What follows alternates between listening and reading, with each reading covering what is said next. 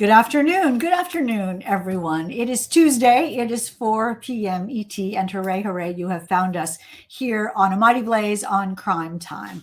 I am your host, Hank Phillippi Ryan, the USA Today bestselling author of 13 going on 14 novels of suspense. My newest one, Her Perfect Life, you can see, I can't do that. I can never figure that out. It's this way. Displayed on the door behind me is out right now. And my next novel, which is called The House Guest, will be out February 7th, 2023. I can't even believe we're talking about 2023.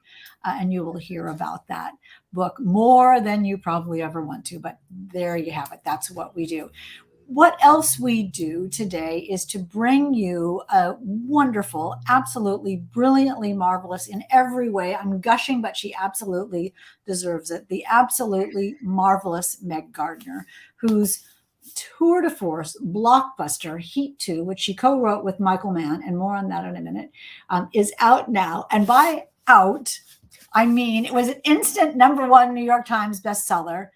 That is not a thing that usually happens to people, I have to say. So Meg, welcome. Well, thank you so much, Hank. It's wonderful to be here. Let me ask you, so how does one get told that one is an instant #1 New York Times bestseller? What is that happens? My phone rang and I answered it. It was my agent. So I instantly tried to turn off the television. At the same time, he was saying it's #1. And I freaked out so much that instead of turning the TV off, I hit the volume max button or something. Noise just filled the house. And then I was just running around like a Muppet. Was there anyone with you? My son was here. So after I stopped hyperventilating and thanking my agent and jumping up and down, I went and tried to compose myself and found my son and said, "Guess what?" And what did he say? And you said he said, "You guess what?" And he said what? And you said what? I said Heat 2 it just debuted at #1 on the New York Times bestseller list, and he's a tall kid, and he just grabbed me in a bear hug and pulled me off my feet and told me he was proud of me, which was the best reaction I could have gotten from the whole world. I mean, think of what. First of all, and I want you to look at the comments. When I look over here, you all, I'm looking at the comments, and Sue and Sherry and Pamela and everyone is saying, congratulations, congratulations, Judy Morris and Renee and Pamela. And Sherry is saying, what does it feel like to be at the top of the list? It feels fantastic. I mean, your son, going back to your adorable son, hearing the news, has been with you through your writing life and has seen the wonderful ups and the minuscule downs, like we've all had. And I knew that this book was a big book. I am so immensely proud of it and the work that Michael and I did on it. I knew that the publisher was behind it, which always helps. I knew that the agent was behind it, and that really trying to make sure that everybody knew about the book, that we got the word out to readers. And so I knew that there was that things were going well, which was as a relief and a delight for any author. But you never know. You just never know what's going to happen. And to get that news that it's the #1 in the nation is a pinnacle moment. What can I say? It's these moments are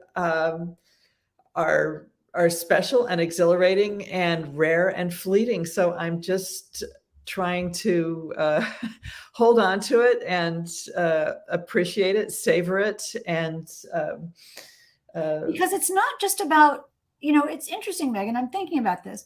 It's not just about sales, it's about love. really. Mhm.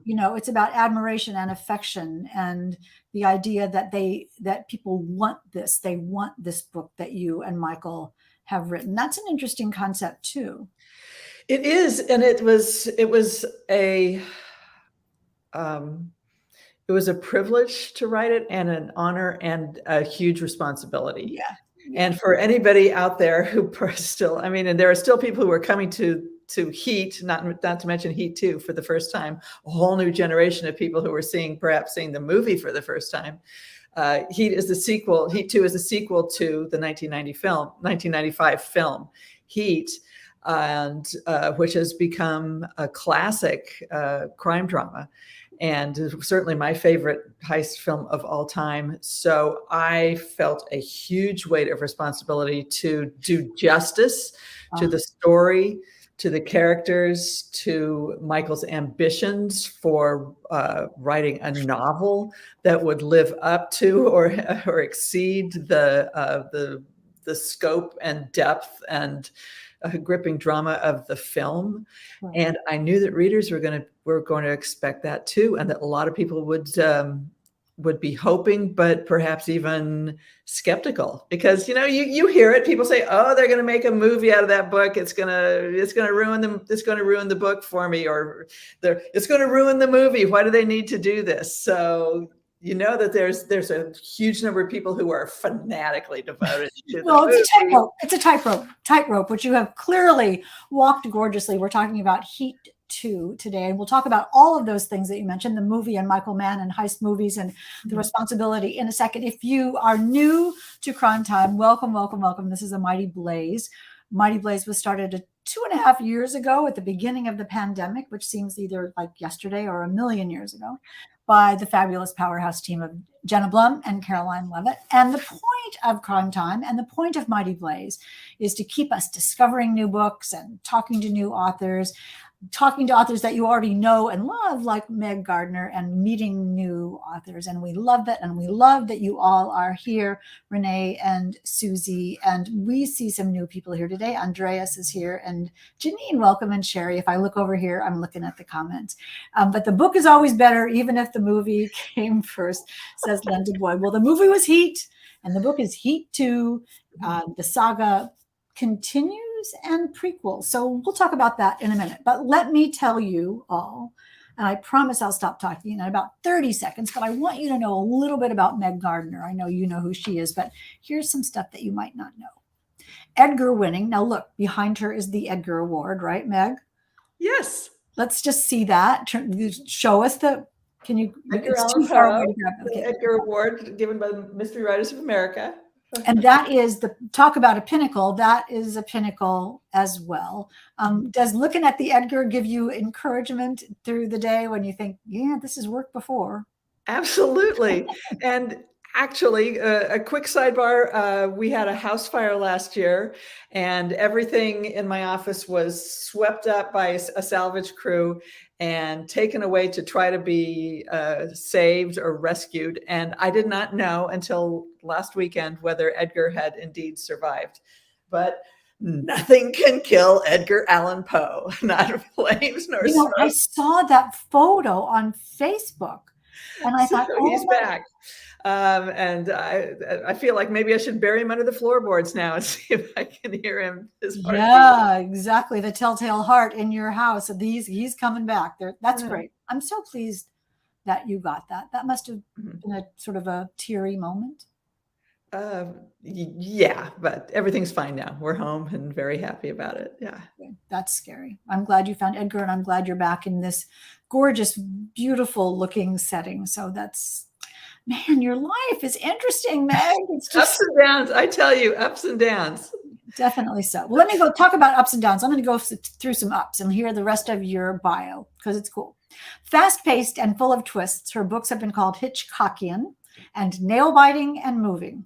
They have been bestsellers in the US and internationally and have been translated into more than 20 languages. Her latest title, Heat 2, I'm going to hold it up again. Heat 2 is co-authored with Michael Mann. We'll have a moment of reverence for Michael Mann.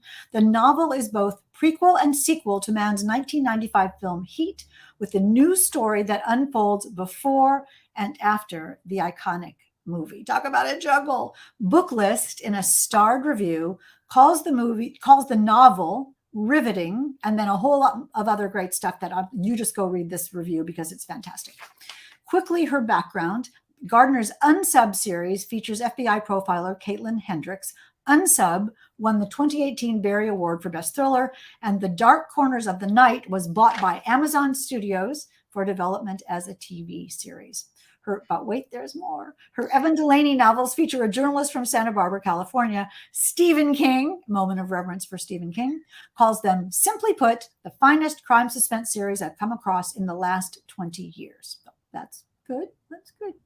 China Lake won the 2009 Edgar Award for Best Paperback Original. Later, it was a finalist for NPR's 100 Best Thrillers Ever. Meg was born in Oklahoma City and raised in Santa Barbara. She graduated from Stanford University and Stanford Law School. She practiced law in Los Angeles and taught in the writing program of the UC of Santa Barbara. There's more. You're going to love this. Trust me. She served as 2019 and 2020 president of Mystery Writers of America. And beyond writing, and I always love this, this never fails to amaze me, Meg is a 3-time Jeopardy champion and a citizen of the Chickasaw Nation, and she now lives in Austin, Texas. So I got to say, Meg, amazing in every way. When you hear your bio, let me ask you about that. When you hear your bio like that from me, what do you think? I think I've lived long enough, and you start to accumulate some some accomplishments. So I love condensing it down to all the high points there. Yeah, all the good parts. Yes. So. Yeah, it's fun to hear that. It's also very reassuring. And I promise you all, we'll talk about Jeopardy later, and you'll all ask her questions about that, because Meg is giving away a copy of Heat 2, and we will give that away when we spin the Wheel of Fortune, the Wheel of Fun. I'm thinking about game shows. Wheel of Fun at the end of the show. So you have to enter to win. And in order to enter, you must leave a comment or a question or applause or standing ovation or whatever you want to do about Meg or Michael Mann or Heat 2 in the end, and we will draw for a winner. So, okay, Heat 2, let's talk about this. Mm-hmm. Tell us a little bit about this book and how it happened. It happened because Michael Mann had wanted for years, decades, to expand the world of Heat. The movie is intense and deep and rich, and as he puts it, it's a splinter in the lives of the characters. It takes place over a very few weeks, and it takes place and it erupts. It's this cat and mouse pursuit between Master Thief, played by Robert De Niro, Neil McCauley, and the relentless detective, played by Al Pacino, Vincent Hanna, who's after him. And it's about their conflict, the grudging respect and rapport they build, and then their deadly confrontation when a bank heist goes wrong on the downtown streets of LA. And Michael knew who all these people were. He had prepared biographies for all the major characters before the movie, knowing that none of that material was going to be in the film, but he gave it to the actors so that this background would inform their performances. Wow! And so he had histories bios for all the major characters, and he knew where they had come from. He had concepts for how they had become who they were. And then he had thoughts about what might happen after Heat for those who survive the film, shall we say. And he really wanted to tell those stories as a prequel and a sequel, and he wanted to do it as a novel.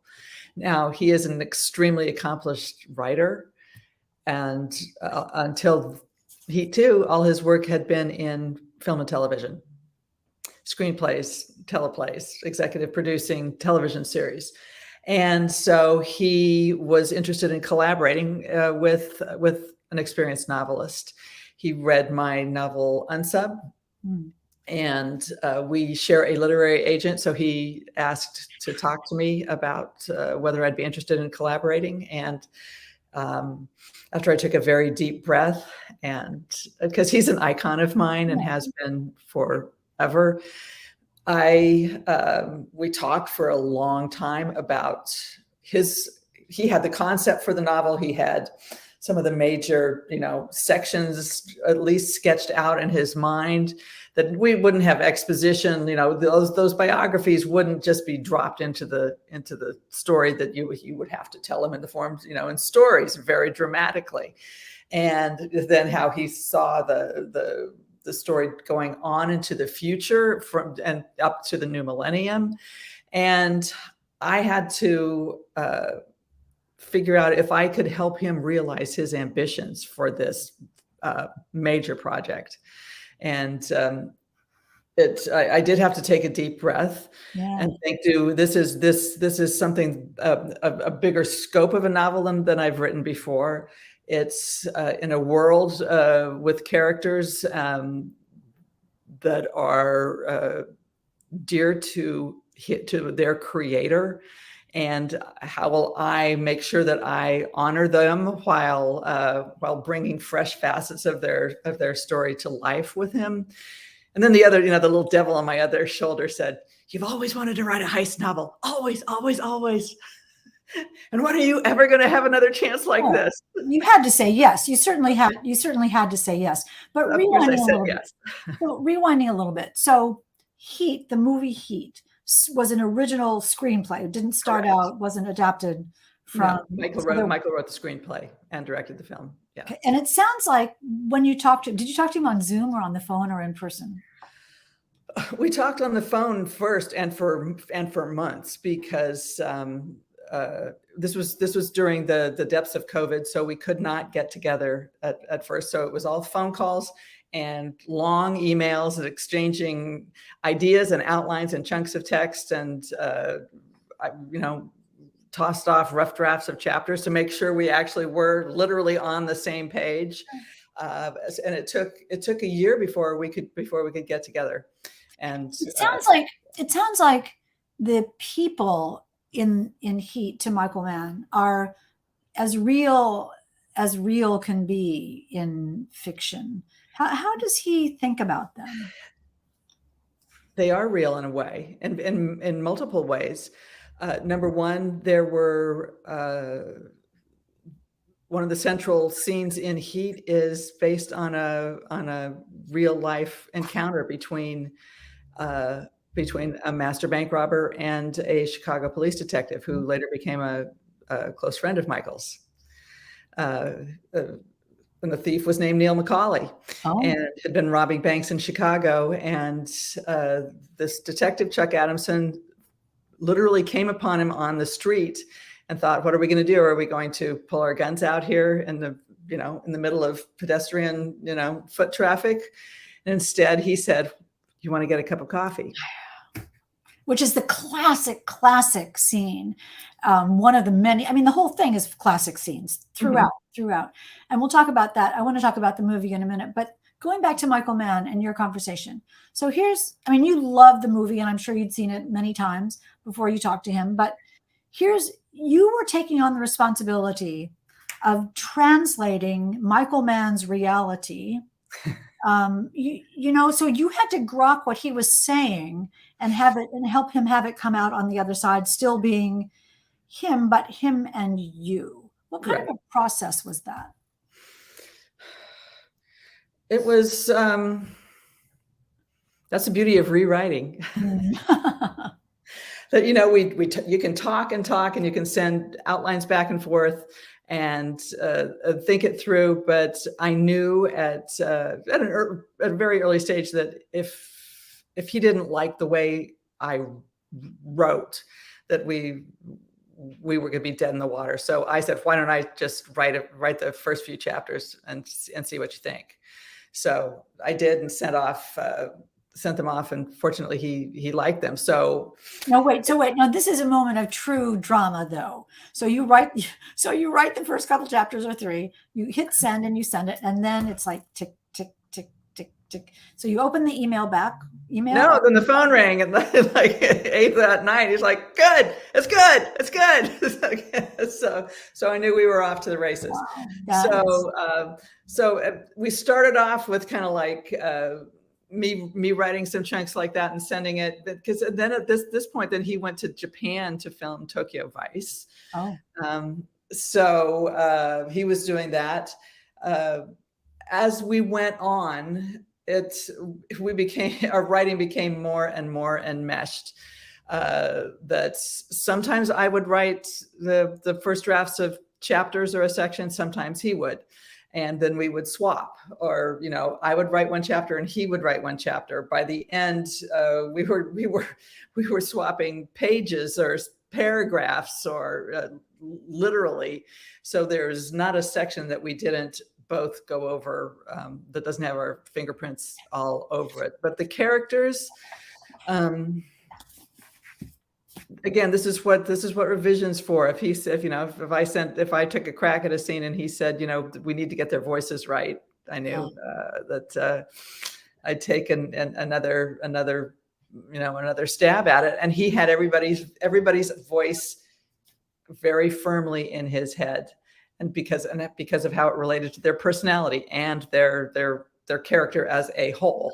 Also, and in the movie, he's heard them. I mean, there's the thematic voice, and there's also the physical voice of Robert De Niro, exactly. Someone that I'm sure which was a new experience for me. I mean, I think as authors, I don't know about you, but often we try to visualize a character, and sometimes people put up, cut out photos or put up a board of dream casting or just ideas of what people look like. I had the full 3D version of these people available to me anytime I wanted to see how they spoke, how they moved, how they reacted, how they I mean, it's their body language and their attitude and how their posture and, what their reaction would be. And are they loving or hiding something or cynical? Let me just say quickly, if you've just joined us, we're talking about Heat 2 by the fabulous Michael Mann and the fabulous Meg Gardiner, a blockbuster, tour de force, instant #1, New York Times bestseller. And Meg, you were saying that, and I can say to you, after Meg was talking about how closely they worked together, Michael Mann and Meg, that you can, this feels like one person wrote it. It's completely seamless, completely a page turner, and just sort of the ultimate collaboration. Let's talk about the plot of the book. I mean, it's prequel and sequel. So what are people getting? Don't click away right now, you all, because we're going to give away a copy of Heat 2, but afterwards you're going to want to go get your own book. But tell us a little bit about the plot, prequel and sequel. Yes, excellent question, because it is a prequel and a sequel, but it is a standalone thriller. So somebody who hasn't yet seen the movie can pick up this book and on page 1 drop straight into the story and take off. There is a brief prologue that recaps the events of Heat, and then the book begins the day after the movie ends, with Chris Hurlis, who's played by Val Kilmer in the movie, another person I got to envision in my head every day, with Chris near dead from a gunshot wound after this massive gun battle with the LAPD on the streets in downtown, and desperate to escape the city, and Vincent Hanna, Al Pacino, equally desperate to try and capture or kill him. He's the last survivor of Macaulay's crew. And Chris knows he has to get out of town now by sundown. And if he's going to do that, that's the only way he can protect his family. That's the only way he can stay alive. And that's the only way he has any chance of ever reuniting with his wife and son. But to do that, he has to go far away for a long time. So he has to cross the border and disappear. So that's how the story opens. And then it jumps back in time 8 years to Chicago, where Macaulay's crew is planning a tunnel heist at a bank and living large. They're daring. They're young. They're doing what they want. They're pros. They're younger. They're more volatile. But they've got this big tunnel job going on. And Hannah is at the time working for the Chicago Police Department, not after them, but chasing a crew of violent home invaders who are attacking houses along Chicago's Gold Coast. So those two tracks are running along. They almost collide in that section, and then the story skips forward in time to when Chris has indeed escaped from Los Angeles and landed in South America, where someone has gotten him a job in security for a family in Paraguay who runs malls in the city, Ciudad del Este. And doesn't take him too long to realize that he's not there to just make sure that people aren't shoplifting, that this free trade zone is actually crime city, and that it's anything goes if you can get away with it. And it's all out in the open. And of course, the family is indeed a crime family, and they have vast ambitions, and that he sees he needs to raise his head and raise his game and get in with the program and do something different than he's been doing his entire life. So it starts with that. It goes back to 88 to when Neil and his crew then, after the tunnel heist, they go on to take down a stash house belonging to a cartel on the U.S.-Mexican border. And then things collide, shall we say?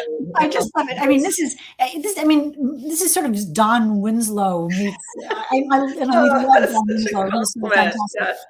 I mean, he's just amazing. That was a big project. Big project. It's just so epic, but so much fun to read.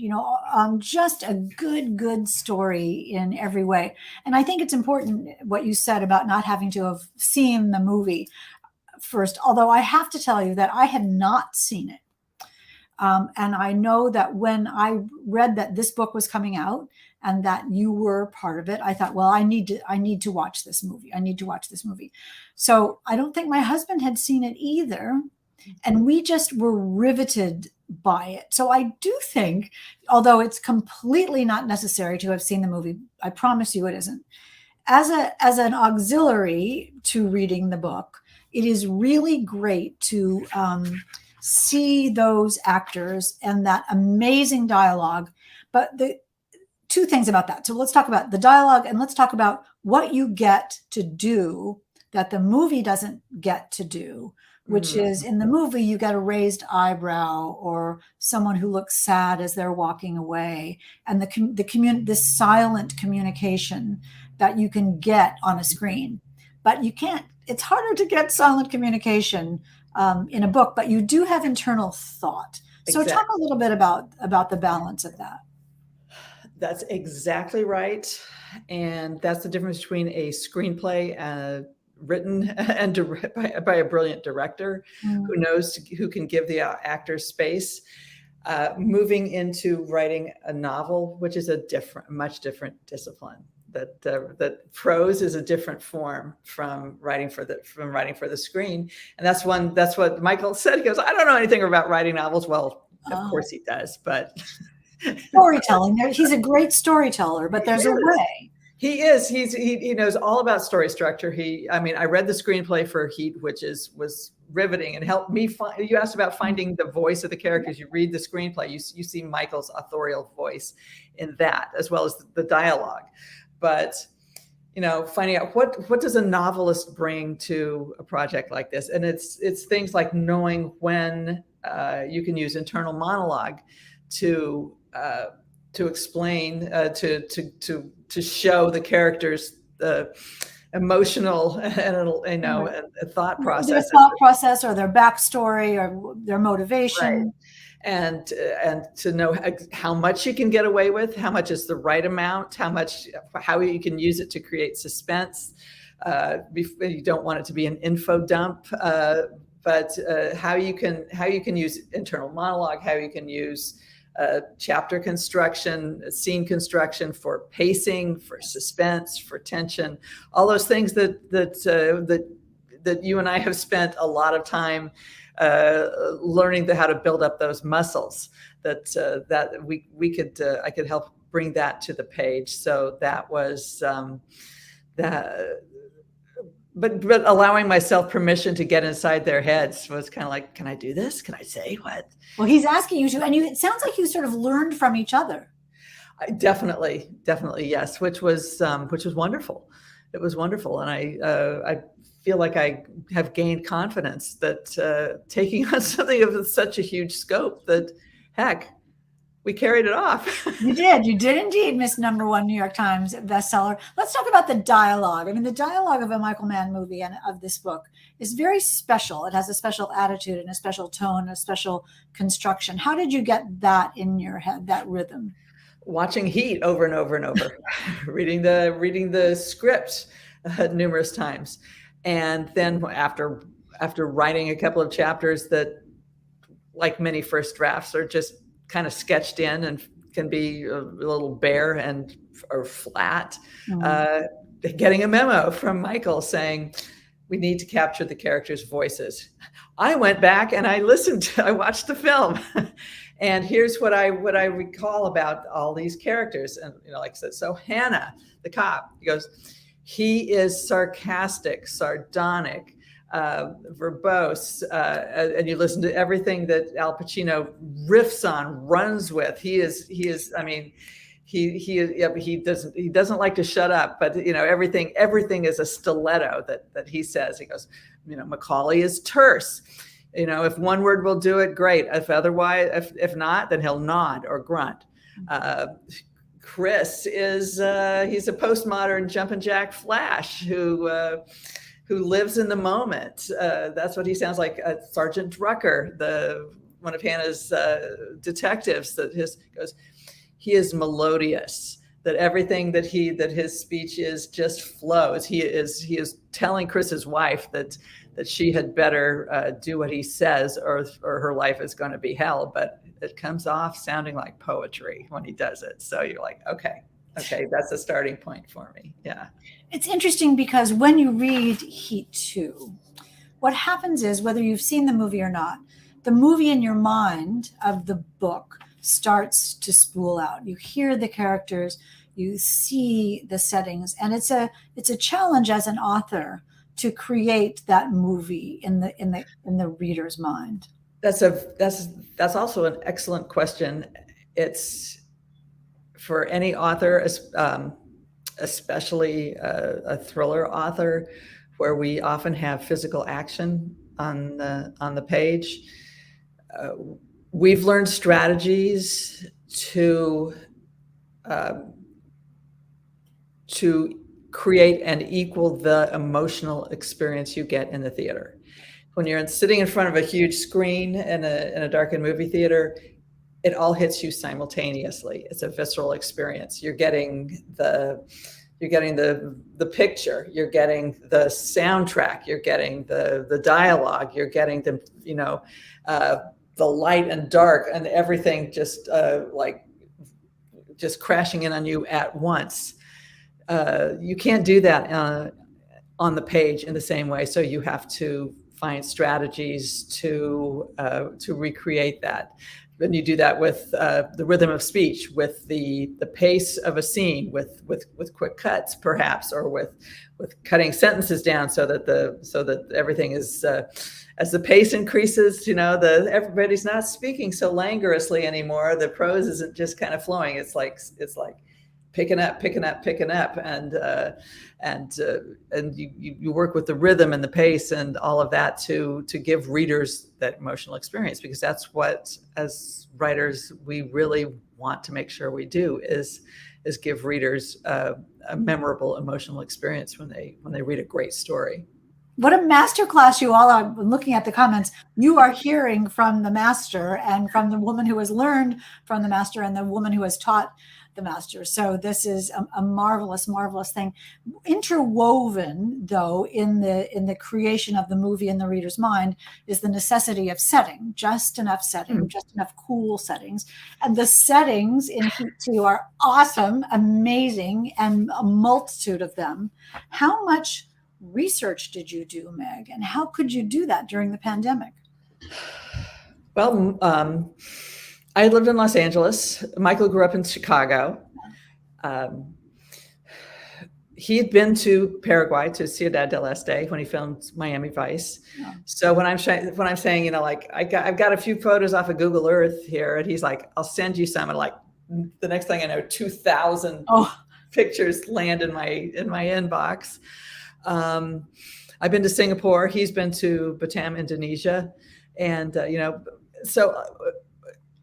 He is one of these people as well. Like it's not too spoilery to say there's a scene in the novel where a character has to climb up a rope ladder up the side of a massive ship.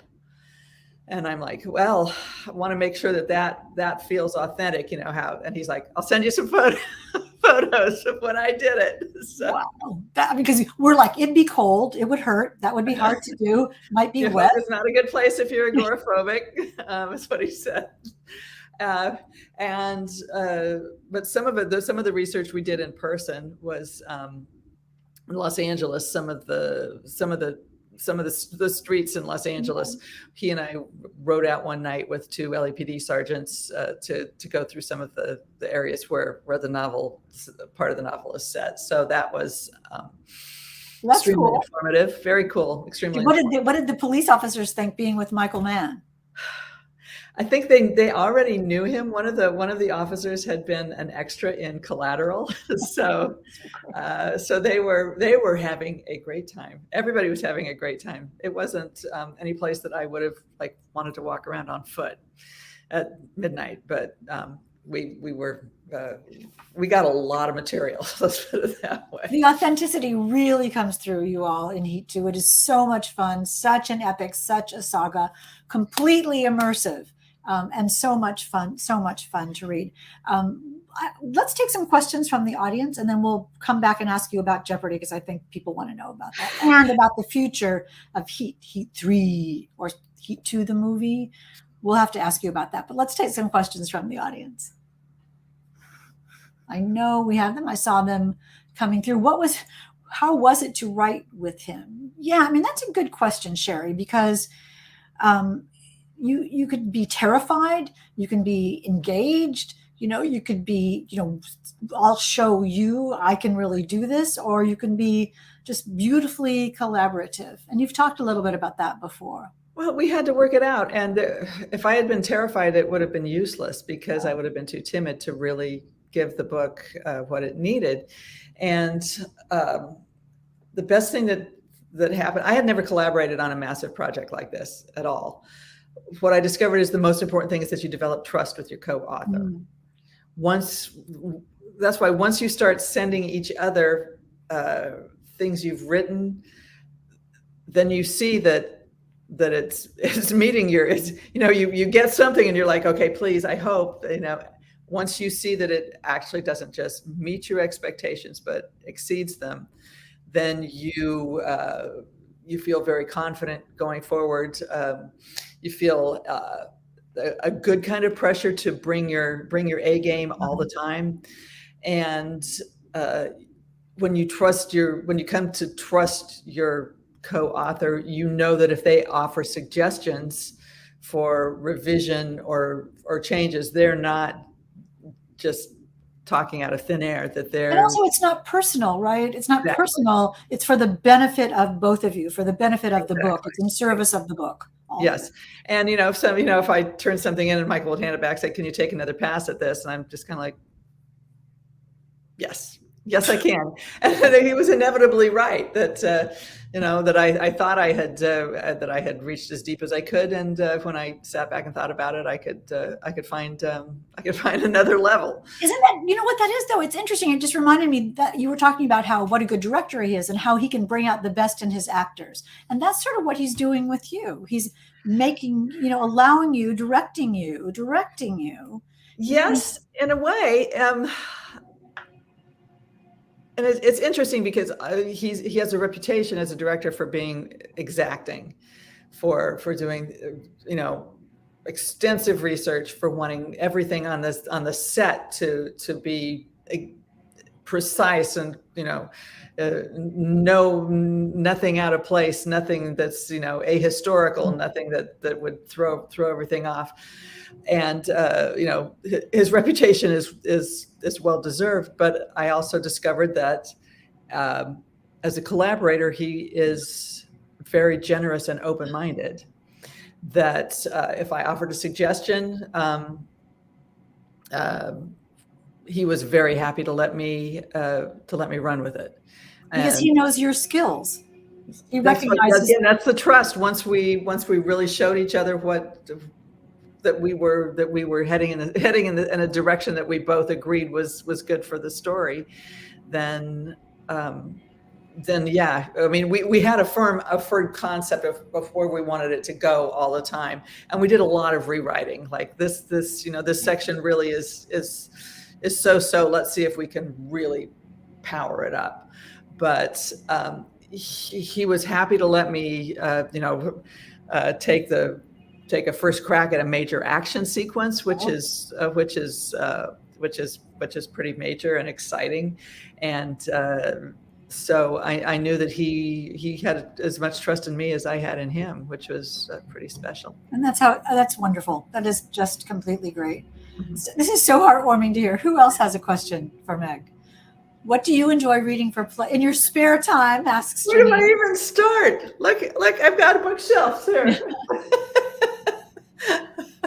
I do read a lot of crime and thrillers. I read Hank, of course. I'm very much looking forward to the new one, the 2023, which will be here soon. So there's so much great mystery, suspense, thriller writing going on right now.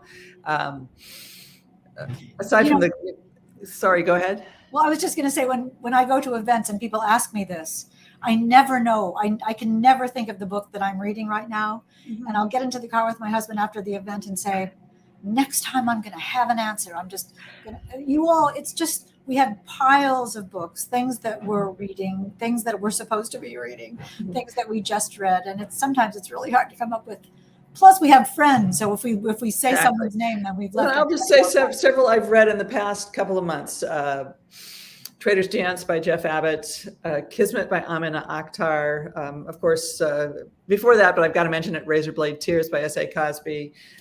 Next up, I read a couple of the Slough House novels by Mick Herron, Slow Horses novels, which are wonderful. Upgrade by Blake Crouch is on the list. So it's eclectic. I like to mix in nonfiction as well. So read what you love. All I tell people right now is there is so much energy in the genre that spread your readers' wings and try something new. Might not be the first thing that grabs you, but you're going to find something that you love. And, you're so right about the energy. There are just so many good books right now. I'm not sure I've ever had such an array and spectrum of wonderful books. Forgive me, you all. The guy next door has decided that this is the time to turn on the leaf blower. Can you hear that? It's just like as loud. I don't hear it. It's okay. Loud as it can possibly be. Oh my golly, we're so out of time. Do we have one more question, Margaret? Do we have one more question for Meg? I can look and see. How are you going to? Judy, the optimist, is saying, how are you going to celebrate your newest number one book? Oh, I guess you mean Heat 2. How did you celebrate? Heat 2. Dancing around the house. I love when you said like a Muppet. That was great. Yes, I posted. Yeah, I posted up on the wall. I called my mom, who told me she was proud of me. And I see there's room on the wall for a couple more of those. Lots more of those. So that is very wonderful. Meg, you are amazing. Oh, you know what? We should ask about Jeopardy. So just tell us very quickly one cool thing about Jeopardy. Alex Trebek was every bit the gentleman and as nice and encouraging as you could possibly have imagined. And it was the most fun I had had in decades. Wasn't it scary? Only until I actually started playing. I was nervous until they show the board and then they say, they have you get going for the first question, and then after that you're in like tiger shark mode where you're just going for it, and the competitive juices are flowing and your heart is pounding, and you don't think about being nervous. And do you remember a question that you won on? Yes, my first day, it was a question about movie classics. Oh. And the question was, the final line in this 1939 film was, "I cannot live without my life. I cannot live without my soul." You were asked to identify the film. And it is, see, I would have lost. The other two contestants said Gone with the Wind. No, everybody knows that's not the last line of Gone with the Wind. At least, is it a? I guessed Wuthering Heights, and it was right. That's what Olivier says at the end of Wuthering Heights. Yes. Did you? I think I had seen Wuthering Heights in high school, probably. The film, yeah. You guessed, though? I mean, you must have. I mean, I'd seen the film, but it hadn't been the week before. I mean, so you knew that it was like, we're going on about this. You knew it was like romantic. I knew that Wuthering Heights had been out in 1939. You're amazing, Meg. You are completely, incredibly amazing. Congratulations from the highest heights for this marvelous Heat 2. I know people are clamoring for me to ask you whether there's going to be a movie or a Heat 3. Michael Mann is the one to ask about all that. Would you be surprised to know he has plans to make a movie? I think not. And then we will see about. And it doesn't matter. It doesn't matter at all, because you have this mad, wild success in Heat 2, which you should all run out and get. But one of you won't have to run out and get it. One of you will just have to email me, because we are going to spin the Wheel of Fun to see who wins Heat 2 by Meg Gardiner and Michael Mann. And here's our little caper here is the winner is Renee Herskowitz. That is marvelous. Congratulations, Renee. Although I wonder if you might already have this book. If you don't, you are a lucky winner, and we will get this book to you ASAP. Meg, congratulations. And thank you. Thank you so much, Hank. It's been wonderful to be here. Yeah, I am so pleased and happy for you. You have just been a genuinely wonderful, authentic member of the mystery and thriller community, and we are just beyond happy for you. Just super, super, super applause. Makes me feel so warm and happy. Thank you. My pleasure. And let me, before you go and before you all go, thank you so much for coming today. Let me tell you who we have next Tuesday at 4 p.m. ET. And this is just the advance copy of a book called Lavender House by Lev A.C. Rosen. It is a detective story set in the 1950s in San Francisco. And in my blurb, I called it Philip Marlowe, Raymond Chandler meets La Cage aux Folles. And if you can imagine what that would be, this is blockbuster, brilliant, marvelous, life-changing. Do not miss Lavender House by Lev Rosen. The cover, when you see the real cover, it's lavender, of course, well, you'll just have to find it. Go to your nearest bookstore or website and look up Lavender House by Lev A.C. Rosen and join it, and you'll see the cover. It's awesome. And you should join us next Tuesday at 4 p.m. ET to talk to Lev himself. Meg, thanks again. Thanks to all of you for coming. It's been an amazing afternoon, and we will see you next Tuesday. And until then, remember, it is always safe inside a book. Thank you so much for coming.